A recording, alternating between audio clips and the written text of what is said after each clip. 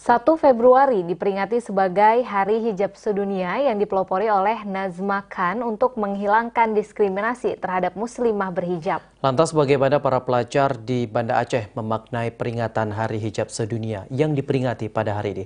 Berikut saudara kita simak tanggapan dari sejumlah pelajar di Banda Aceh berikut ini. Selain untuk menutupi aurat kita sebagai perempuan, dengan menggunakan hijab, kita juga dapat meningkatkan rasa percaya diri kita dengan menutupi aurat kita.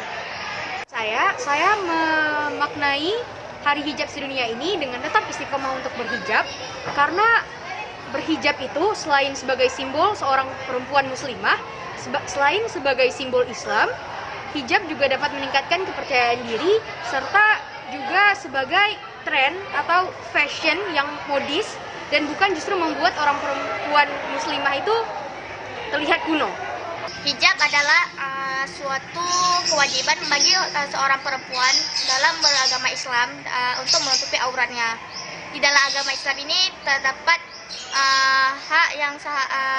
kewajiban yang harus dilakukan untuk menutupi aurat.